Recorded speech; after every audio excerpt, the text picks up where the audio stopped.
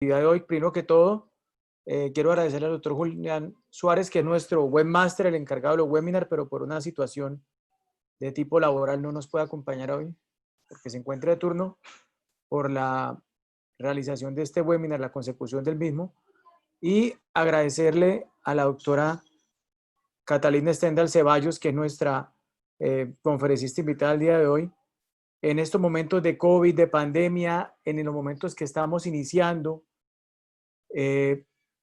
ya la situación, cada vez vemos que cuando nos toca con familiares, amigos o conocidos que están enfermándose, ya la vemos más cercana y estamos empezando aquí en Colombia a tener el pico. Entonces, todos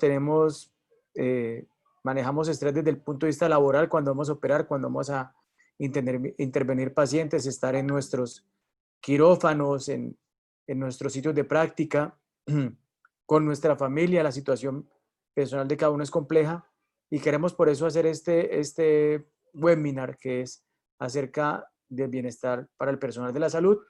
La doctora Stendhal Ceballos es una anestesióloga, es colombiana, labora en Inglaterra, en el hospital de Birmingham Children's Hospital, y es fellow de medicina perioperatoria y pediátrica. Doctora Stendhal, bienvenida y muchas gracias por la compañía. Muchas gracias por la invitación. Bueno, voy a empezar tratando de compartir mi pantalla.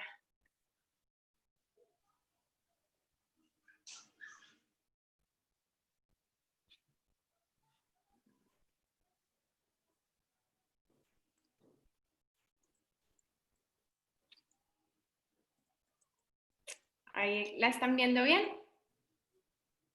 Perfecto, sí señora, muy bien. Listo. Ok, bueno, muchísimas gracias por la introducción y por la invitación. A todos ustedes pues por conectarse hoy sábado a esta actividad académica virtual en uno de los que en realidad es uno de mis temas favoritos. Y voy a dividirlo en partes, más o menos va a durar 45 minutos.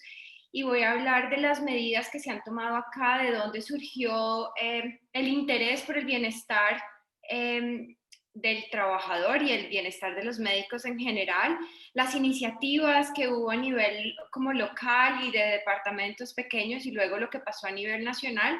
Y finalmente voy a tratar de mezclar las dos cosas para que vean de dónde salen las medidas con relación a la pandemia y lo que ha pasado acá en el Reino Unido. Y en realidad lo que quiero es que se lleven ideas para sus sitios de trabajo y de pronto buscar herramientas que puedan funcionar para cada uno de ustedes. Como ya me introdujeron, yo soy Catalina Ceballos, soy médico colombiano y terminé en la Universidad de La Sabana, pero llevo muchísimos años viviendo en el Reino Unido y soy anestesióloga pediátrica. Ok.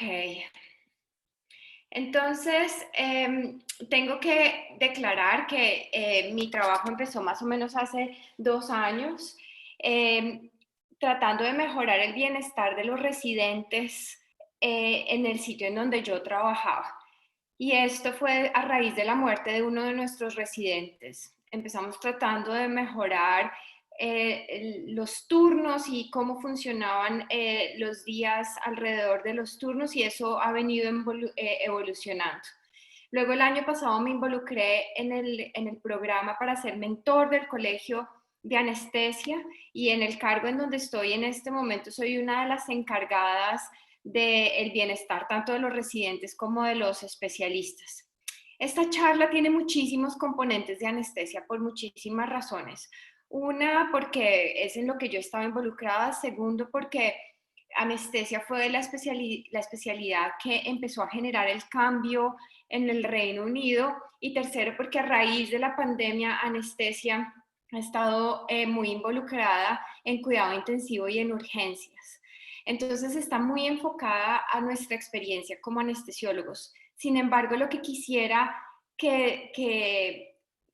pues de esta charla es que ustedes se lleven ideas para cambiar el sitio de trabajo. Todos los documentos que voy a mostrar son de acceso gratuito, todo se puede bajar y todo se puede extrapolar a diferentes especialidades, y es lo que más o menos está empezando a pasar acá en otras especialidades, tanto quirúrgicas como no quirúrgicas. Ok. Estas son las conclusiones finales de la charla.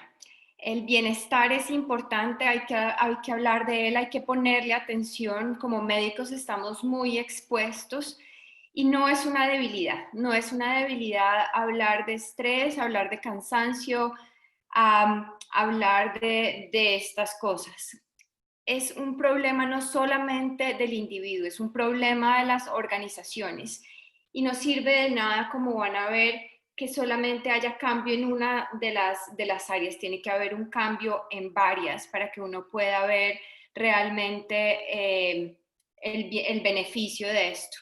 Lo más importante, sobre todo para ustedes como grupo, es entender que el bienestar personal, el bienestar de los trabajadores, afecta los resultados de los cuidados que nosotros le damos a nuestros pacientes, afecta la seguridad y por ende afecta el costo. Me gustaría que esto los inspirara a pensar qué pueden hacer cada uno de ustedes en su sitio de trabajo y qué hacen cada uno de ustedes para mejorar o para manejar el estrés y el agotamiento. Yo soy muy consciente que la práctica en el Reino Unido es muy diferente a la práctica en Colombia, y si alguien tiene preguntas al respecto más adelante o al final, yo las puedo contestar porque obviamente es muy distinto. Sin embargo, creo que la idea de esto es que tomen ideas de ver cómo se hace acá y de pronto tratar de adaptarlo un poco a sus sitios de trabajo. Como les digo, todos los documentos de esta charla son de acceso gratuito y se pueden bajar fácilmente. Entonces, ¿por qué debemos hablar de bienestar? Debemos hablar de bienestar porque esto es un problema grande que ha cobrado importancia en Europa y en Estados Unidos en los últimos años, y en los últimos años ha habido un cambio radical. Ha habido un cambio en la forma en la que nosotros manejamos el bienestar en el trabajo y el bienestar de nuestros residentes, y fue generado realmente por los colegios, el colegio de anestesia, el de cirugía, y ellos han sido apoyados por los médicos que ya estaban muy cansados. Es un problema grave y yo lo he vivido en mi experiencia, y eso es lo que quiero tratar de transmitirles. Pero, ¿qué es bienestar? Bienestar es sentirse bien, es funcionar bien en todos los ámbitos, tanto familiar, personal, como profesionalmente. Al sentirse que uno está bien, entonces puede sobrepasar adversidades, cualquiera que éstas sean, bien sea profesionales o personales. Pero cualquier cosa que pase en la vida de uno, bien sea el trauma emocional, el trauma físico, eventos tristes, afectan la forma en la que uno puede manejar el estrés en el trabajo. Como médico, como médicos no podemos dar un cuidado óptimo a nuestros pacientes a menos de que nosotros no estemos bien. Por eso es que todo esto genera un impacto en la seguridad y en la calidad del cuidado que nosotros le damos a nuestros pacientes, y por ende afecta el costo. Pero para poder hablar de bienestar en el trabajo tenemos que encontrar cuáles son las estrategias, cómo podemos hacer que ese bienestar realmente funcione. ¿Y por qué tenemos que interesarnos? ¿Por qué nosotros? Porque nosotros como médicos, ¿y quién está generando el cambio? En los últimos años ha habido un motor de cambio que ha llevado a que nosotros veamos de una forma diferente nuestro trabajo y nuestro bienestar, el de nuestros colegas y por ende la gente que viene detrás de nosotros, es decir, nuestros residentes y nuestros internos.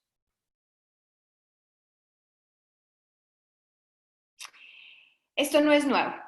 Estos son testimonios de tanto de anestesiólogos como de cirujanos, residentes e internos de todas las especialidades, todos diciendo que no tienen en dónde descansar, que se sienten cansados frustrados y agotados, que ven que hay un cambio que afecta, está afectando la seguridad, pero que parece que a nadie le importa y que están sufriendo realmente de estrés severo. Empezó a darse cuenta que había residentes de todas las especialidades que empezaron a morir después de haber hecho turnos largos, después de haber trabajado 24 horas, que estaban cansados y que había, esa se estaba convirtiendo en la realidad y nosotros realmente no estábamos haciendo nada. Había suficiente evidencia, había noticias trágicas que ocurrían frecuentemente.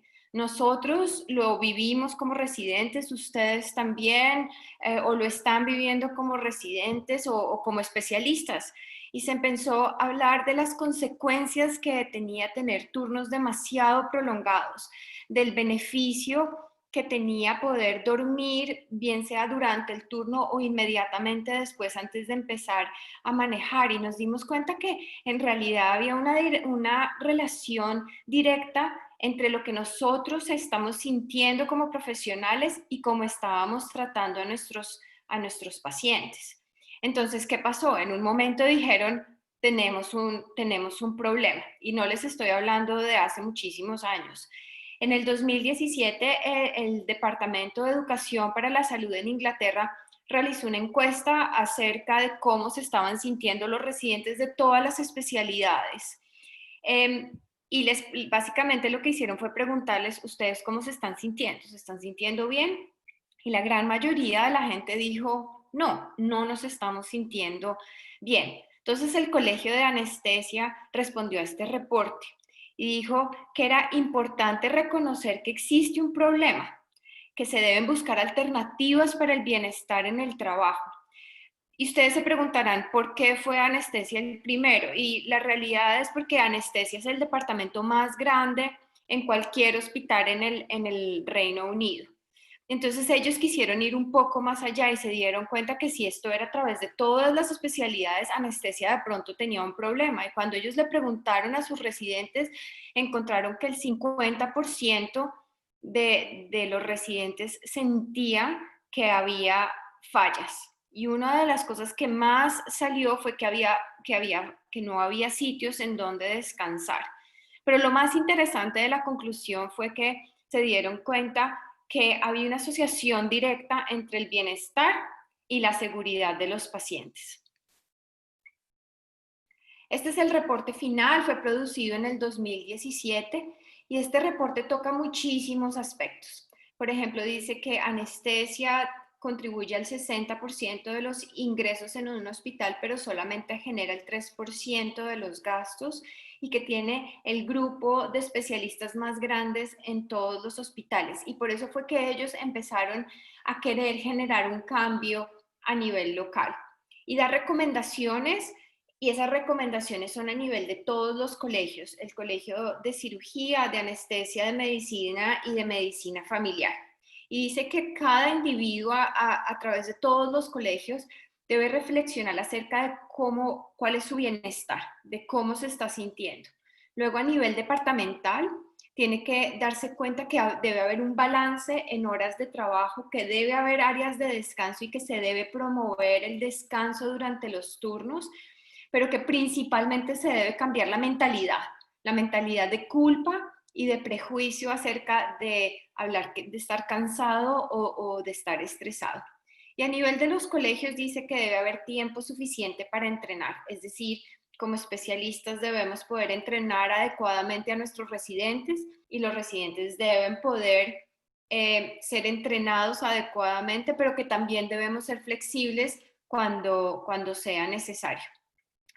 Este comentario es el comentario final del presidente del Colegio de Anestesia en este momento y dice que aunque hay muchas frustraciones debido a las presiones en el sistema, el hacer comentarios acerca de cómo eran los tiempos pasados no ayuda para nada e incrementa el estrés en nuestros residentes. Y yo estoy completamente de acuerdo con él. No todo tiempo pasado necesariamente fue mejor. El hecho de que nuestros profesores hubieran trabajado muchísimas horas y horas largas y turnos interminables no quiere decir que era lo que es lo que debe pasar. Y no debemos estárselo repitiendo constantemente a la gente que viene detrás de nosotros. Ya se empezó a generar un cambio y debemos tratar de continuar.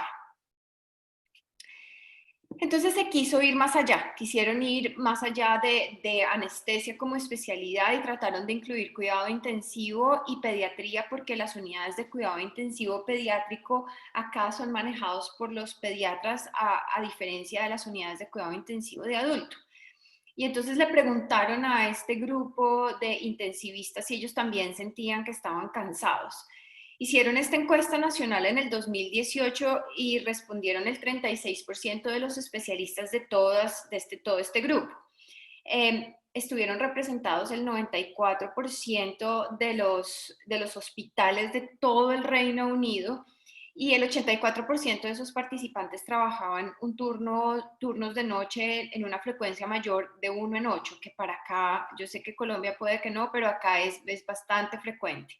Y ellos dijeron, sí, estamos fatigados y también estamos cansados, y no solamente estamos cansados, sino que hemos visto que estamos cometiendo más errores en el trabajo, pero no nos servía de nada solamente decir que estábamos cansados, sino que concluyeron que tenemos que generar un cambio y educar, cambiar la mentalidad acerca de nuestro trabajo y la forma en la que trabajamos.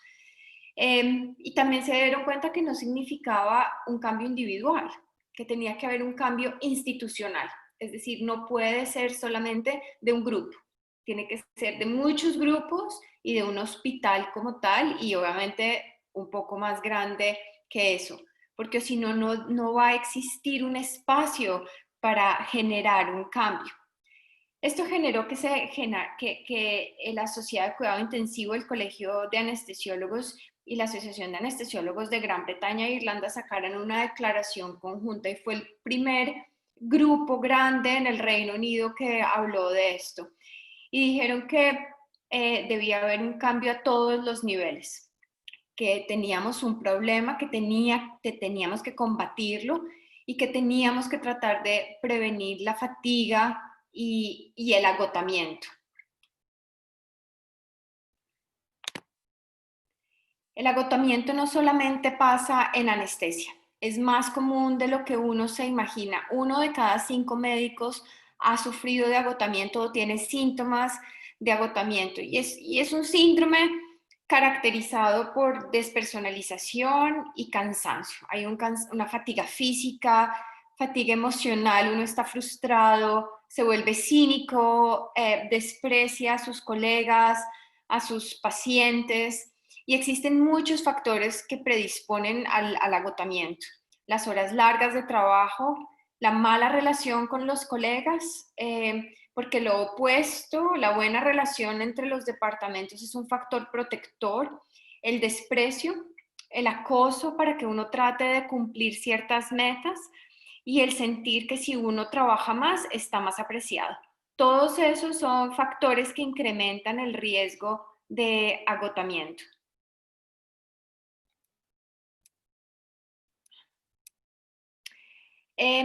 Pero no, el cansancio no termina ahí. No era solo el cansancio o el agotamiento. De todo lo que hemos hablado, desafortunadamente, el paso siguiente es el suicidio, y lleva a pérdidas de vidas increíbles, gente brillante que se ha dedicado, como ustedes, a cuidar de otros, gente que son padres de familia, que son hijos que tienen familias.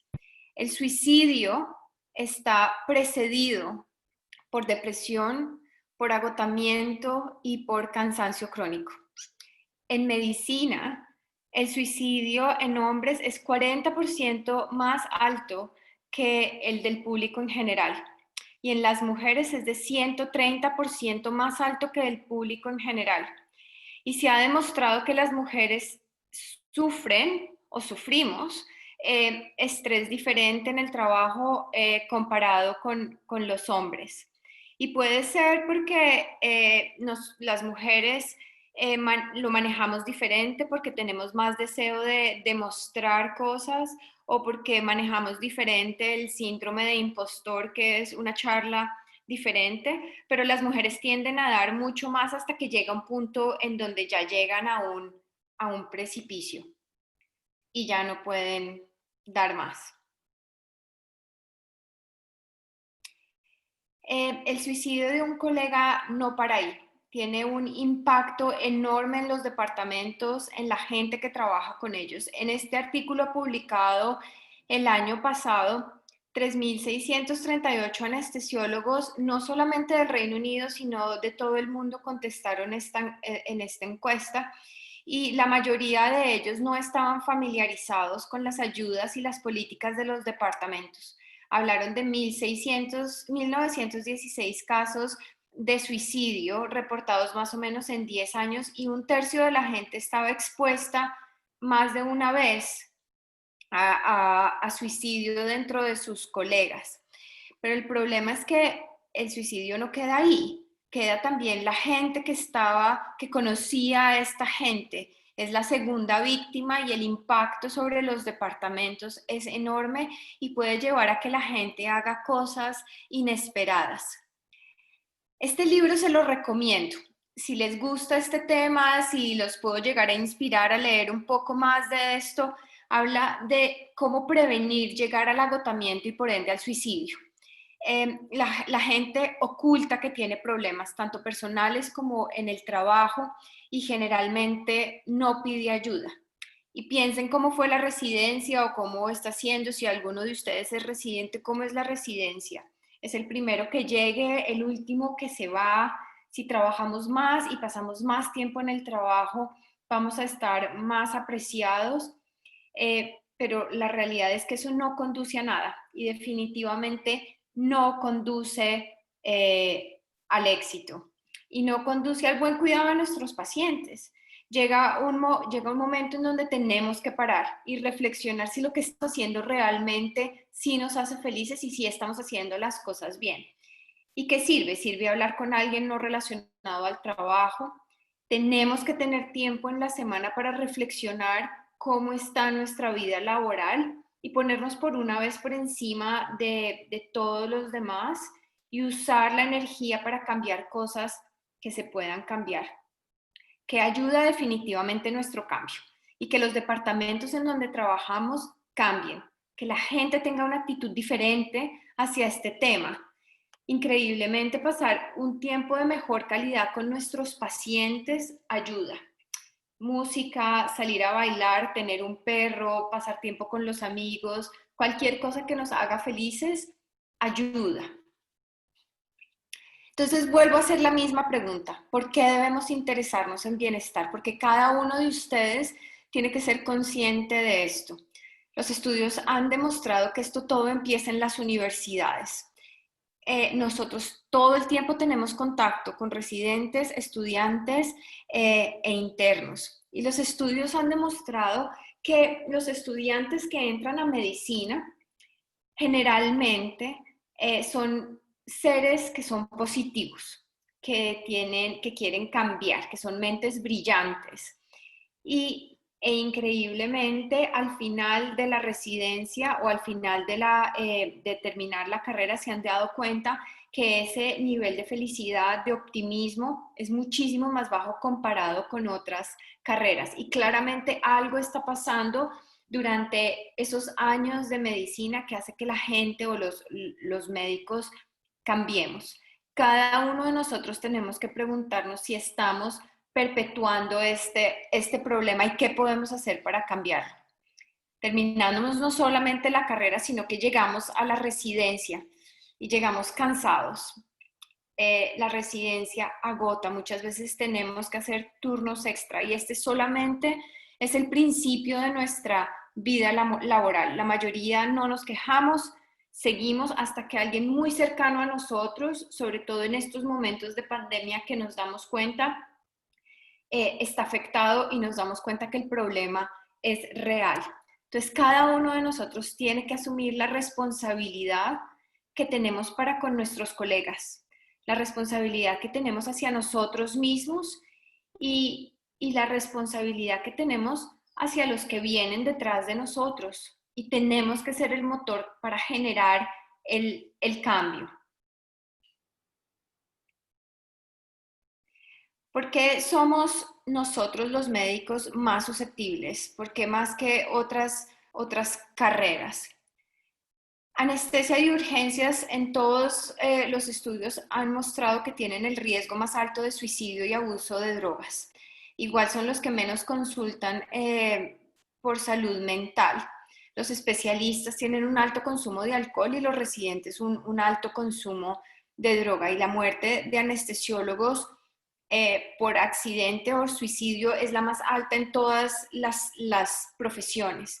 Y la muerte puede ser el primer síntoma de adicción.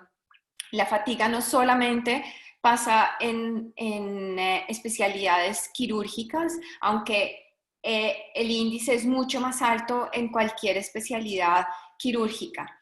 Compromete la seguridad y el desempeño. Y hay que entender que nosotros no solamente tenemos una vida laboral, también tenemos una parte personal y una parte familiar. El impacto que tienen las quejas y las demandas y el miedo al litigio es un factor determinante en la salud mental en el trabajo. Entonces, todo eso es lo que nosotros tenemos que ser realistas. Esa es nuestra realidad. Les voy a contar qué hemos hecho acá y en qué he estado involucrada yo y qué pueden hacer ustedes. Cada vez que hablamos de bienestar, nos dicen que debemos comer bien, hacer ejercicio, tener una rutina, dormir bien, pero en últimas el problema es nuestro. Nadie puede generar conciencia de un problema sino nosotros mismos. Cada uno tiene que reflexionar sobre su situación personal y saber si hay alguna cosa que puede llegar a cambiar. No debemos inculparnos y debemos entender que el problema no es solamente un problema individual, es un problema grande, es un problema de los grupos en general.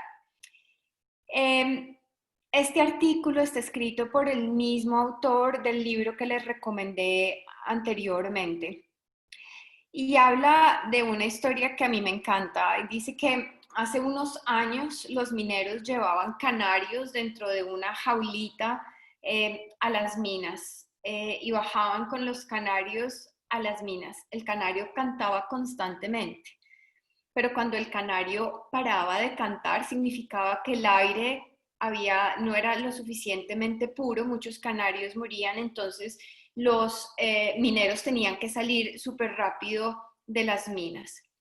Y él trata de hacer una analogía con lo que está pasando ahora. El sistema de salud son las minas y el canario son los médicos. Estamos poniendo a los médicos en una mina contaminada esperando que ellos sobrevivan. Y no sirve de nada cambiar el médico si no estamos cambiando el medio en el que el médico se está desarrollando y está trabajando. Él habla de resiliencia y resiliencia es la capacidad que una persona tiene para superar cualquier circunstancia traumática. Existe cuando una persona usa su proceso mental y su comportamiento para promover estrategias que son personales, que lo protegen de cualquier cosa negativa y estresante. Entonces esto dejó de ser una opinión, cambió el año pasado y pasó a ser una recomendación nacional. En el 2019, el Sistema Nacional de Salud en Inglaterra publica estas recomendaciones. Son muchísimas y no las voy a hablar todas, pero algunas de estas que para mí tienen mucho valor es que debe haber una persona encargada de bienestar en cada departamento, es decir, en anestesia, cirugía, medicina, pediatría, y obviamente una a nivel del hospital, que debe haber recomendaciones acerca del suicidio y que debe haber recomendaciones acerca del acoso y el maltrato. Nosotros lo que hicimos fue que tratamos de empezar el cambio con nuestros residentes y usamos esta herramienta. Esta herramienta es basada en la evidencia, es de acceso gratuito lo hicieron en el Colegio de Anestesia en Australia.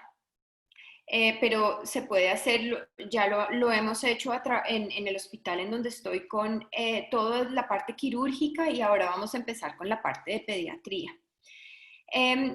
Y lo que ofrece esta herramienta es que da estrategias y consejos de cómo evaluar la salud mental y el bienestar de los trabajadores teniendo en cuenta el ambiente, como analizar el pájaro, pero también analizar la mina. Y tiene 5 estrategias y dice que uno debe mejorar el entrenamiento y el ambiente de trabajo para disminuir el riesgo. El riesgo no solo de los médicos, sino también de los pacientes. Que debemos mejorar la cultura en medicina para poder mejorar el bienestar y reducir el estigma. Luego dice que tenemos que mejorar la capacidad para reconocer que podemos y debemos pedir ayuda y ayudar a todos aquellos que lo necesiten. Que debemos mejorar el apoyo para los especialistas y los residentes que estén sufriendo de depresión y que hayan estado expuestos a suicidio de alguno de sus colegas. Pero algo que es muy importante es que tenemos que mejorar el liderazgo. Tenemos que mejorar que la gente que tiene los cargos más altos dentro de un hospital o una clínica, ellos tienen que liderar con ejemplo. También dice que nosotros debemos ser responsables de nuestros residentes cuando somos especialistas y no solamente enseñarles a ser buenos médicos, sino que tenemos que enseñarles a preocuparse por su salud mental y por ser capaces de buscar ayuda en el momento en el que lo necesiten. Entonces, ¿cuáles son las estrategias personales? ¿Qué funciona? ¿Qué sirve? ¿Qué nos gusta y qué nos hace felices? Como ya lo había mencionado, hacer algo bueno por otra gente. Para mucha gente es la oración, rezar independientemente de su religión, el deporte, el leer, escribir, pintar, oír música, salir a caminar con el perro, meditación, cualquier cosa que funcione, de eso debemos agarrarnos. Y quiero que piensen en esto para cuando hablemos de la parte de COVID y de la pandemia. Luego dice que cuáles son las estrategias de los departamentos. Las instituciones tienen que cambiar. No sirve de nada cambiar al individuo si como grupo o como hospital no cambiamos. Ellos deben involucrarse. Se debe crear un espacio para que esto crezca, para que esto se disemine, para que la gente entienda que es una cosa importante y que reconozca que podemos hablar sin ser juzgados, donde se reconozca que podemos tratar de hablar de fatiga. Se debe reconocer que la gente necesita descanso y debemos promoverlo. Debemos ayudar a promover el trabajo flexible cuando sea necesario. Debe haber un área de descanso durante el turno o inmediatamente después. Debemos estar pendientes de cosas que parecen muy simples, como los computadores, que las impresoras sirvan, que los vestieres estén limpios, que cada uno de nosotros cuando entre a salas de cirugía tengamos suficientes uniformes, que las cosas estén cuando las necesitamos. Todo esto influye el bienestar. Hay muchas iniciativas a nivel nacional y la Sociedad de Anestesiólogos en el Reino Unido ha tenido muchísimas campañas y voy a hablar solamente de una de ellas y es algo que ustedes pueden hacer con sus colegas. Ella es reconocer cuando alguien ha hecho algo bueno por uno, algo por encima de lo normal, pues. Y entonces uno le deja una tacita o una taza con chocolates o con dulces o con bocadillos, con una almojábana, cualquier cosa, en donde uno le dice, gracias, usted hizo algo que me hizo sentir bien, que me ayudó. Eso hace que el ambiente de trabajo cambie, que uno pueda ser capaz de agradecer lo que alguien hizo por uno y reconocerlo. Ese cambio es un cambio local que se tiene que después volver un cambio organizacional. Esta es otra iniciativa, es una lista de chequeo. Hay varias versiones, cada hospital ha hecho una versión diferente. Y lo que quiere hacer es generar un tiempo para uno pensar antes de irse a la casa. Uno debe considerar que fue difícil durante el día, un caso difícil, bien sea en cirugía o por fuera de él, aceptarlo, pero también dejarlo ir. Luego pensar en 3 cosas que estuvieron bien. Luego darse cuenta que si hay un colega que está haciendo un caso difícil o que está haciendo un día largo o que ustedes lo vieron en la mañana y no se estaba comportando como siempre se comporta, ir y preguntarle, ¿está bien? ¿Necesita algo antes de que yo me vaya? ¿Quiere un café? Y luego recordar que hay grupos de apoyo, que hay con quien hablar, que no está solo. Y a la hora de irse a la casa, uno debe desconectarse, ir a la casa y cargar baterías, recargar baterías. Estas listas de chequeo como la que les estoy mostrando están en todos los hospitales, en los vestieres, en los baños, en las áreas de descanso. Y lo que quiere hacer es reconocer que nosotros podemos hablar y que esa es la realidad, más no la excepción. Es la norma, pero no la excepción. Las especialidades quirúrgicas acá tienen una incidencia muy alta de maltrato a los residentes, de menosprecio, de debilitamiento, de tratarlos en general mal.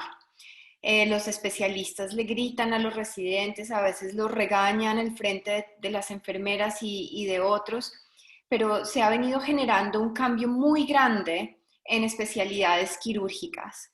Y ha sido un poco, el motor ha sido un poco obstetricia y ginecología, pero ha habido muchas ayudas en cuanto a guías y seminarios y entrenamiento a los residentes actuales para que ellos lideren el cambio en la parte quirúrgica un poco más adelante. Ha habido muchas estrategias nacionales, estas empezaron hace algunos años, todas estas están ligadas al comportamiento en el hospital y básicamente la forma en la que nosotros nos comportamos con nuestros colegas y con nuestros inferiores, es decir, residentes internos y estudiantes. Y estas iniciativas nos están enseñando a ser un poco más compasivos y respetuosos y principalmente a cambiar la mentalidad para uno ser un poco más seguro en el trabajo. Sabemos que todas estas cosas negativas de las que les he estado hablando generan un efecto negativo en la seguridad. Entonces les voy a hablar de una sola de estas estrategias nacionales que para mí es la que tiene el mayor valor y me encanta. Esta es mi favorita y se llama Aprendiendo de la Excelencia. En el Reino Unido, cada vez que existe un evento adverso, es decir, se queda una gasa dentro del paciente o no se encuentra una aguja o hubo un error en una droga, por ejemplo. Todas esas cosas son eventos adversos que se tienen que notificar. Eso genera un reporte, todo el mundo se entera que hubo un evento adverso y la persona que estuvo involucrada recibe un correo que es como la segunda víctima y generalmente se toma de una mala forma. Lo opuesto a eso es esto, se llama aprendiendo de la excelencia y es cuando ha habido una práctica excepcional. Es decir, nos ayuda cuando hay algo que funcionó súper bien, que alguien hizo algo muy bueno en salas de cirugía, por ejemplo, o en el piso, que hizo que las cosas funcionaran un poco más fácil, entonces uno genera un reporte igual al otro, pero solamente hablando de las cosas positivas. Por ejemplo, nosotros la semana pasada tuvimos un caso muy difícil que terminó a las 2 de la mañana, no se esperaba que iba a terminar a esa hora, nadie estaba preparado, sin embargo, todo el mundo se quedó y estuvo bien, pero el cirujano al final de ese caso generó un reporte de excelencia que le llega a todo el mundo y a las directivas del hospital, dando las gracias al equipo por la forma en que se manejó y el resultado que tuvo con el paciente. Si esto les gusta, así como el otro libro y el artículo, este es otro libro increíble que se llama También somos humanos. Se los recomiendo que lo lean si les interesa este tema.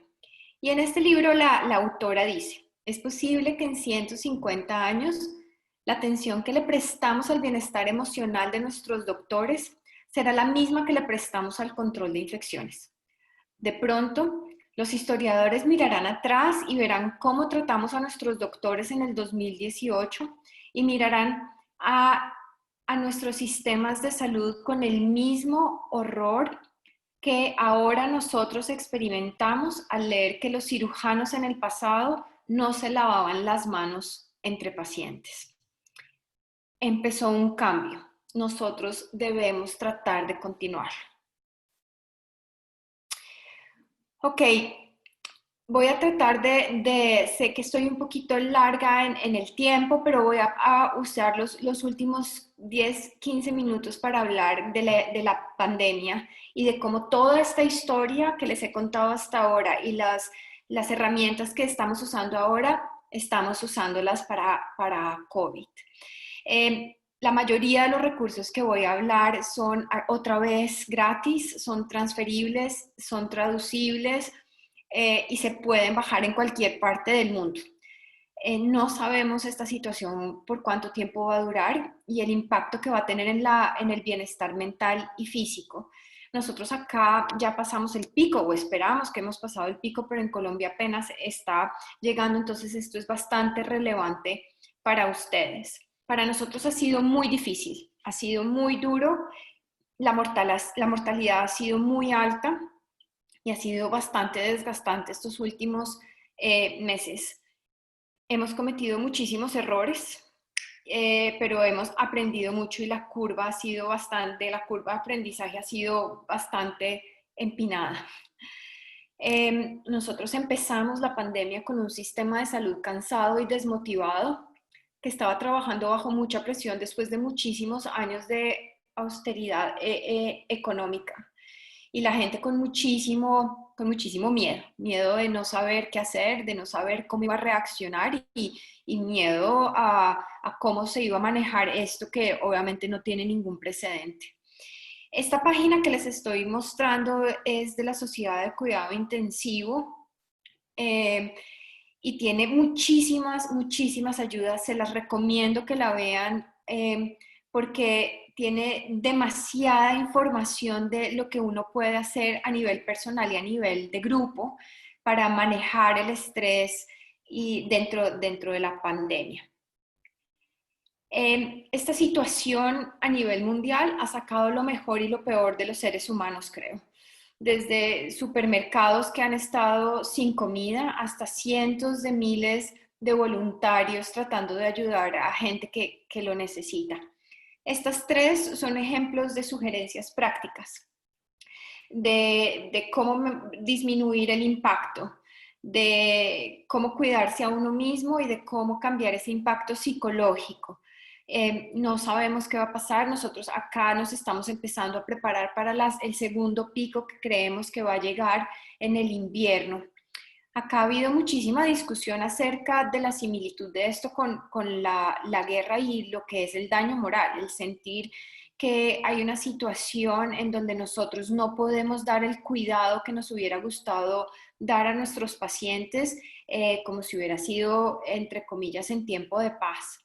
Existe culpa de uno no querer trabajar porque tiene miedo a contagiarse y llevar el contagio o el virus a su familia, pero por otro lado sentir que tiene el deber de ir a trabajar, y esto está afectando emocional y psicológicamente a muchísima gente.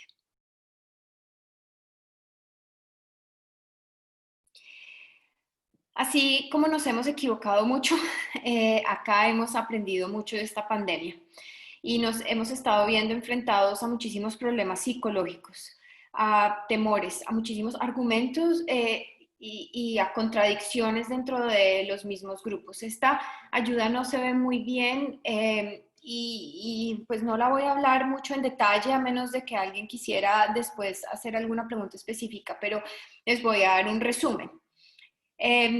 La conclusión de esta ayuda es comunicación. Para poder tener éxito durante la pandemia, la comunicación tiene que ser clara, tiene que ser consistente, tiene que ser basada en la evidencia y tiene que haber apoyo de los jefes, o si no, no funciona. Entonces, rápidamente les voy a hablar de este documento. Habla de las estrategias y está dividido en fases. La primera fase es la fase antes de la llegada de los pacientes COVID a llenar las camas en cuidado intensivo y ya estamos un poco tarde para esto. Antes de la llegada de la gente, o sea, los trabajadores, nosotros debemos sentirnos que estamos en buenas manos, que hay planes, que los planes han sido compartidos con nosotros, que la comunicación es clara y la comunicación es clave.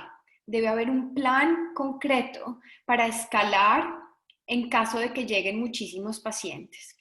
La segunda fase es cuando empiezan a llegar y ustedes están en este momento en esta fase. Y la implementación de todo esto tiene que ser central. Es decir, la comunicación debe venir de una sola fuente y debe ser global, pero venir de una sola fuente para todo el mundo. Los jefes deben estar visibles, disponibles, con comunicación regular y boletines diarios, hablando de cómo es la situación en el hospital en donde uno está trabajando diariamente. Debe haber gente en salas de cirugía y cuidado intensivo ayudando a poner la protección y a quitársela, toda la protección de forma adecuada, es decir, que uno no tenga un error en cómo ponerse o quitarse la protección. Si hay un caso largo en salas de cirugía o en cuidado intensivo o en urgencias, debe haber cambio de turno cada 4 horas, es decir, alguien que lo pueda venir a uno a relevar cada 4 horas para uno poderse quitar esto y tener suficientes descansos. Debe haber flexibilidad en el trabajo y se debe promover la ayuda entre colegas.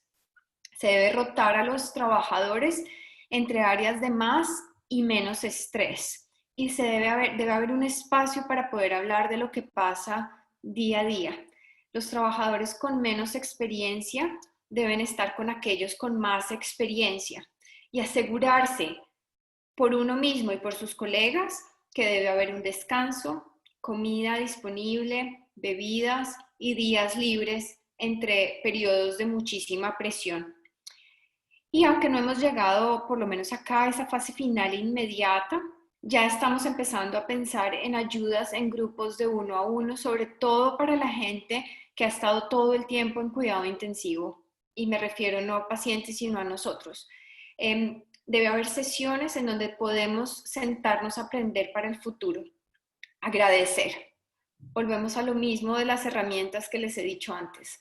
Dar las gracias a nuestros colegas, a las enfermeras, a los instrumentadores, a la gente de salas de cirugía, cuando ha pasado todo esto, decir gracias por trabajar igual de duro que uno.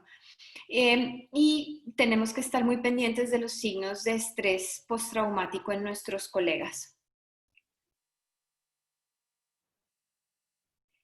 En nuestro hospital, yo trabajo en un hospital pediátrico y no nos hemos visto muy afectados, pero algunos de nosotros, incluyéndome a mí, nos movimos a hospitales de adultos para ayudar en cuidado intensivo, algunos en urgencias, otros en salas de cirugía, en cirugía de urgencia. Nosotros perdimos nuestros residentes, entonces los especialistas estábamos haciendo los turnos de 24 horas dividido en 12 horas. Perdimos nuestra cirugía electiva y todavía no hemos empezado con cirugía electiva, todavía estamos con cirugía de urgencia y emergencia. Las decisiones se consultaron, pero nunca fueron, este proceso no es que crean que ha sido perfecto. Hemos aprendido, pero hemos aprendido un poco a golpes. A nivel personal, ¿qué podemos hacer? ¿Qué pueden hacer cada uno de ustedes? Una de las cosas que más estresa es la pérdida de control y lo que está sucediendo está por fuera de nuestro control. Lo que sí podemos controlar es qué tanto accedemos a las noticias y las redes sociales. No tenemos que ignorar la situación definitivamente, pero podemos reducir la cantidad de veces que lo estamos haciendo. El estrés no es señal de debilidad. Y debemos asumir que cada uno de nosotros tiene estrategias para poder sobrellevar situaciones y estas estrategias son las que ya conocemos. No debemos tratar de buscar estrategias nuevas. El alcohol y las drogas definitivamente no funcionan.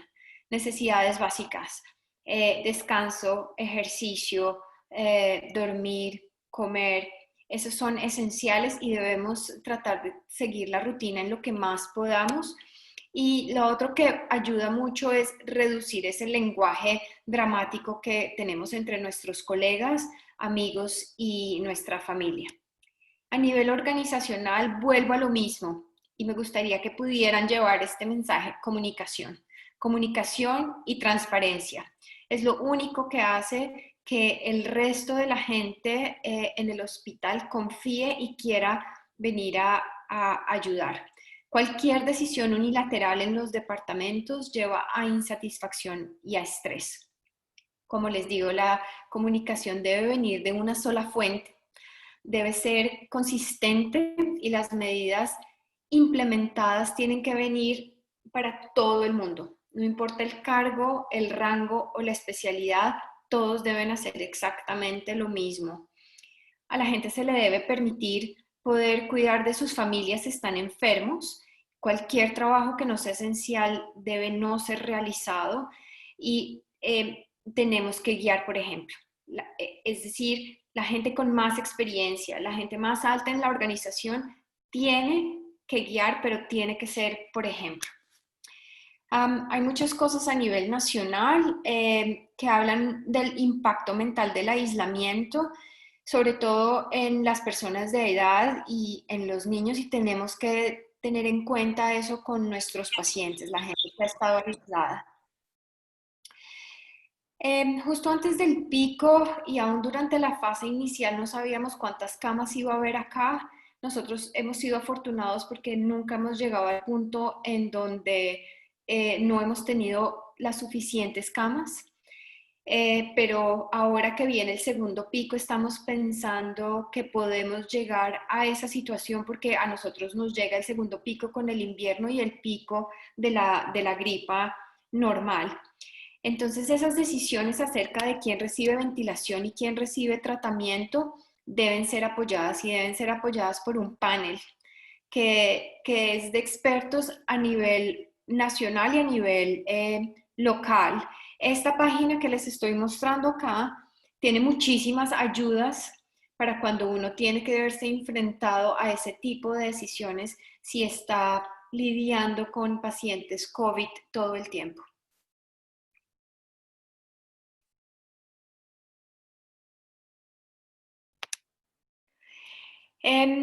Para concluir, está bien no estar bien.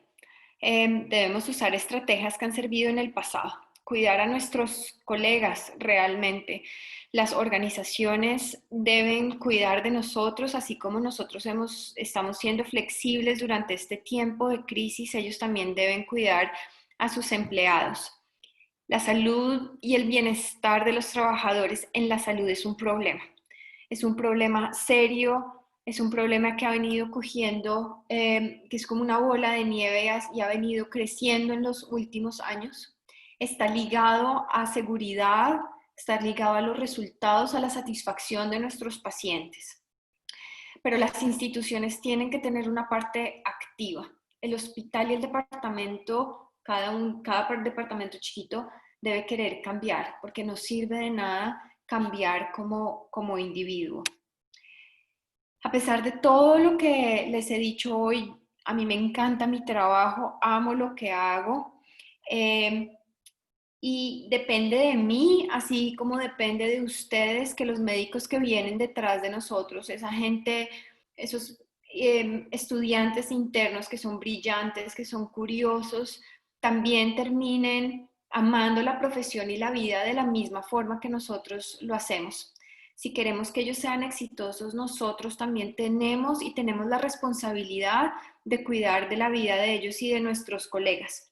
Así que la próxima vez que estén en contacto con ellos, que tengan un problema o una discusión con alguien, piensen en el impacto, pero también piensen en esa persona que está en el quirófano del lado, que ustedes en la mañana vieron que de pronto no estaba bien.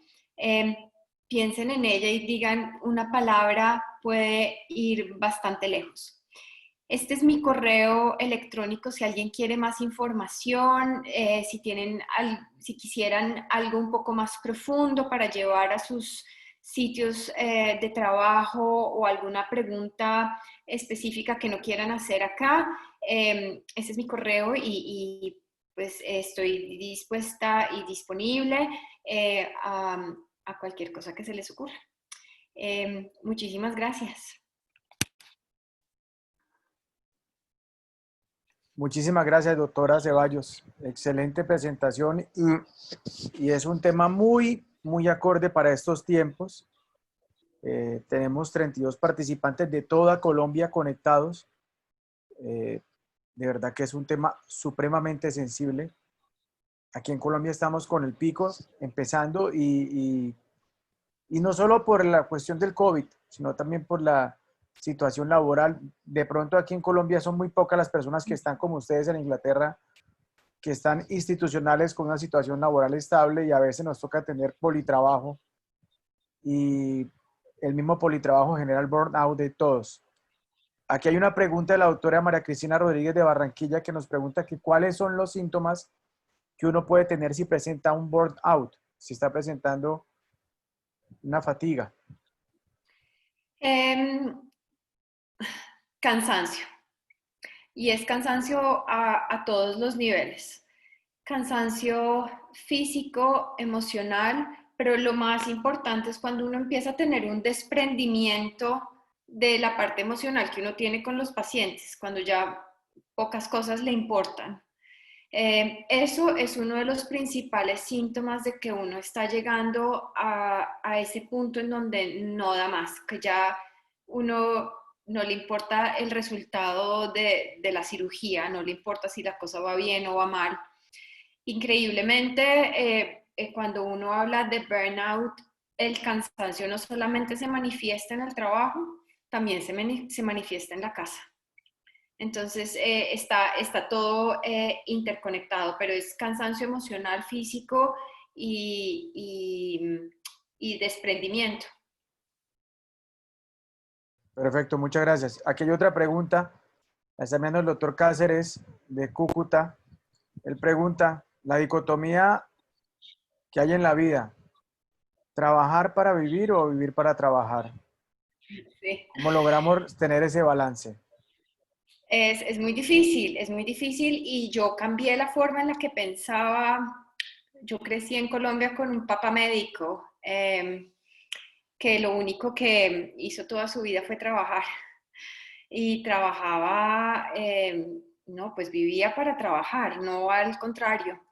Y una de las razones por las cuales yo me interesé en este tema es porque la percepción del trabajo y la vida acá es la opuesta.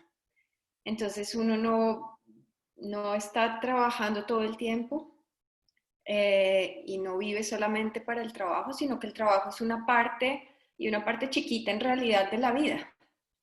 Pero es muy fácil para mí decirlo en las condiciones laborales que yo tengo acá. Yo sé cómo son las condiciones laborales en otras partes y sé que es mucho más difícil. Muchísimas gracias. No sé si alguno de los participantes quiera hacer alguna pregunta a través del Buenas chat o en tardes, sí. directo a la doctora. Sí, buenas tardes, doctora Catalina. Buenas tardes, soy el doctor Julián Suárez. Mil excusas por no haber podido estar desde el principio de la conferencia. Desafortunadamente, hoy estoy en una clínica y preciso tengo una cirugía. Bueno, se ha atrasado un poco el inicio de ella, entonces pude la mayoría de su conferencia.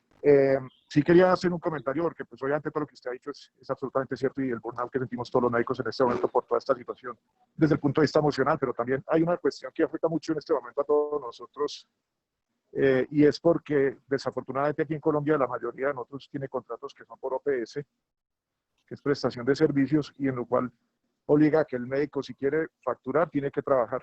Y como toda esta situación ha generado paras en consulta externa, ambulatoria, en cirugía ambulatoria, esto ha afectado mucho los ingresos de muchos de los médicos.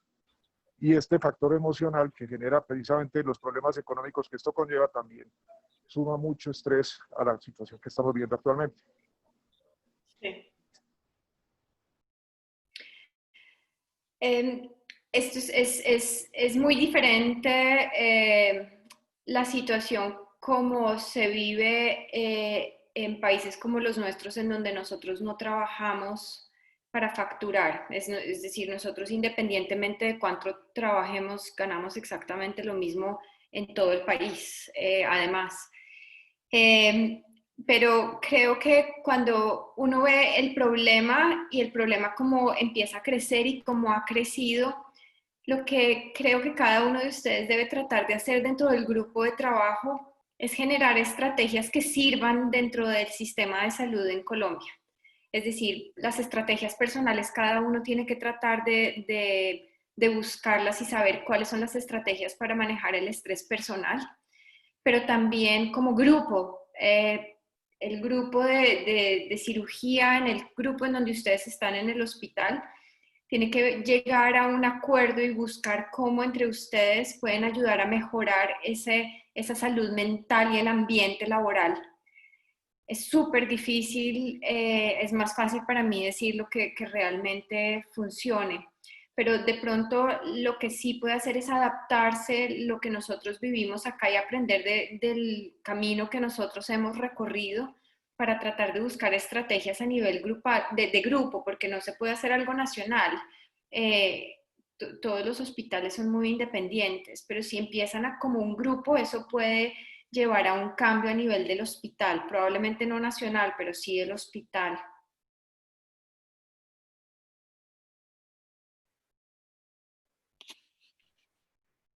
Perfecto. ¿Hay alguien más en el panel? Yo sí quiero hacer otro comentario, y usted ya lo dijo, que hay veces que hacemos transferencia y pensamos que nuestra vida es el trabajo, y siendo el primero que llega, el último que se va, estamos dándolo todo, pero es en una institución, en unos tiempos que no son los tiempos de verdad. Tenemos familias, tenemos amigos, hay que buscar otras ayudas en el tejido social que todos componemos. Y Que sobre todo en hacemos el parte. momento actual, sobre todo en el momento actual. A mí me gustaría que cada uno de ustedes fuera y llevara este mensaje a sus colegas.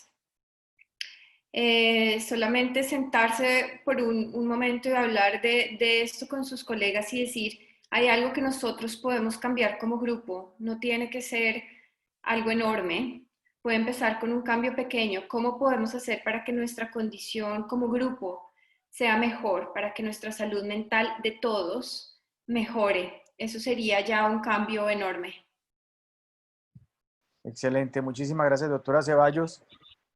Creo que no hay más preguntas de los participantes. Le quiero agradecer a todos. Me están preguntando si la charla quedó grabada. Sí, va a quedar grabada y va a estar en el canal de la página de Asosimano y la podemos difundir con todas las personas que queramos.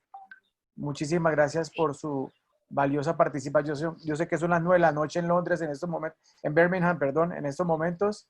Y nada, muchísimas gracias por su tiempo. Le agradecemos porque esto es un bálsamo para nosotros en estos momentos aquí en Colombia. Muchas gracias y como les digo, ahí está mi correo electrónico. Si alguien quiere algo ahorita o más adelante, siempre estoy disponible. Genial. Bueno, muchas gracias a todos y que tengan una feliz tarde. Y doctora Ceballos, feliz noche. Que esté bien. Muchísimas gracias, que estén bien.